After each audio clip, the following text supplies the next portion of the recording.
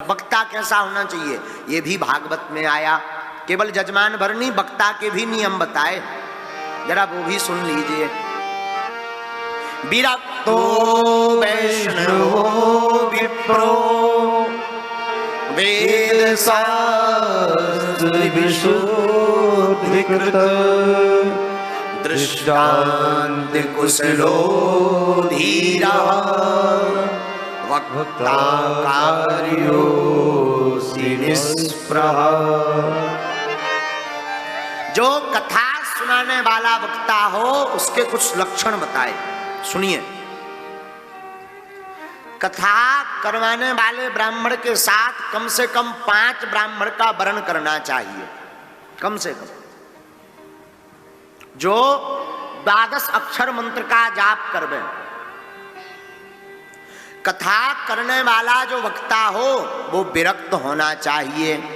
विरक्त का मतलब बैरागी नहीं, वैराग्य धारण करने वाला नहीं। विरक्त का मतलब है जिसने कभी जीवन में बुरे कर्म ना किए हों, बुरे लोगों की संगति ना की हो, आसपास पता करके ऐसे वक्ता के मुख से ही कथा सुननी चाहिए।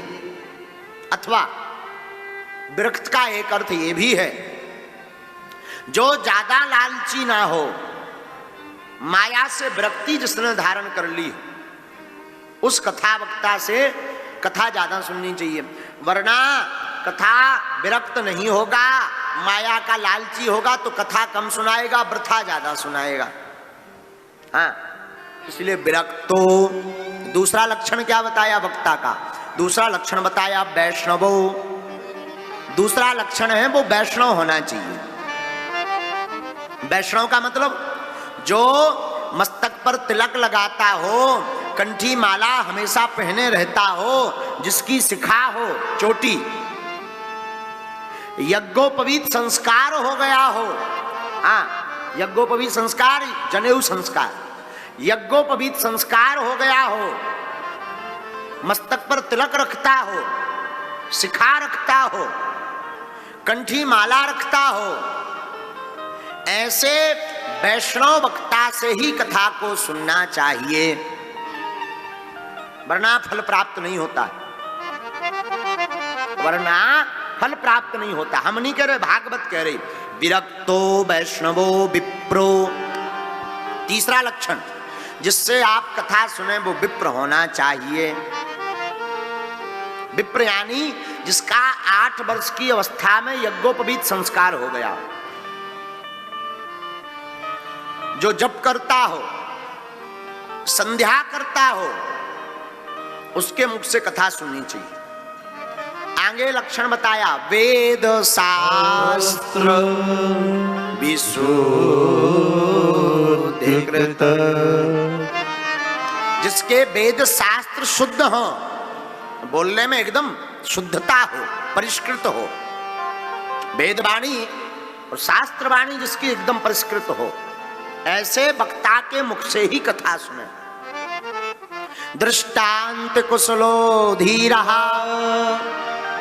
जो कथा करने वाला हो वो दृष्टांतों में कुशल हो, बढ़िया दृष्टांत समझा करके बता सके, धैर्यवान हो, अधैर्य ना हो, धैर्यवान हो। ऐसे वक्ता के मुख से ही कथा सुननी चाहिए। वक्ता कार्योऽसि निष्प्रह। जो बोलने में एकदम मधुर हो, जिसकी वाणी एकदम मधुर हो गए, ऐसे वक्ता के मुख से कथा सुननी चाहिए। भैया, श्रोता के नियम हमने आपको बता दिए, वक्ता के नियम आपको बता दिए। ये दोनों अगर ऐसे जुड़ जाएं तो ठाकुर जी की भक्ति बिना पाए कोई रह ही नहीं सकता है। कथा का लाभ होना ही होना है। हाँ, लेकिन अगर श्रोता चतुर हो गए तो फिर गुरुजी भी चतुर होए, फिर तो हो गई भागवत। कछु श्रोता तो हमने एक विद्यार्थी की भांति देखे। एक स्कूल के मास्टर का एक विद्यार्थी था, तो वो विद्यार्थी आया, बोले सर जी नमस्कार। अरे बोले भैया नमस्कार नमस्कार। बोले मास्टर साहब जो बताओ तुम्हारे पिताजी कहाँ हैं? पिताजी हैं? मास्टर ने कहा कि वो तो नहीं है, वे तो स्वाहा हो गए। बोले क्या काम है? बोले काम आम तो कुछ नहीं है, बस कल तुम्हारे पिताजी हमारे सपने में आए थे। क्या बोले भैया? बोले सपने में आके कह रहे थे कि जाकर के जो मास्टर है वो हमारा बेटा है, उससे जाके कह देना कि ये जो लड़का है इसको अच्छे नंबरों से पास कर दें। हाँ, ये बोले थे। मास्टर बोले अच्छा? बोले हाँ। बोले हमारे पिताजी? बोले हाँ। ये चेला विद्यार्थी था बड़ा चतुर। अब मास्टर ने कहा कोई बात नहीं, कल आना। कल हुई तो कल मास्टर ने फिर बुलाया। बोले भैया आज हमारे पिताजी हमारे सपने में आए थे। बोले क्या कह रहे थे? बोले हमारे पिताजी कह रहे थे कि जो लड़का कल संदेशा लाया था उसके चक्कर में मत पड़ना, वो 2 कौड़ी का आदमी है, वहां धूर्त है, नालायक चेला है। तो जो विद्यार्थी था वो बोला फिर कोई बात नहीं, मत करना पास। बोले क्यों? बोले मत करना, जब तुम्हारे पिताजी ऐसा कह रहे हैं तो मत करना। बोले आखिर ऐसा बोल क्यों रहे? बोले हमें और कोई दिक्कत नहीं, हम बोल इसलिए रहे हैं कि तुम्हारे पिताजी भी 2 कौड़ी के हैं। बोले क्यों? बोले कभी हमारे सपने में आकर के कहते हैं कि पास कर देना, तुम्हारे में आके कहते हैं कि वो नालायक है, इसका मतलब तुम्हारे बाप भी 2 कौड़ी के रहे होंगे। अब मास्टर बोले भी तो बोले क्या?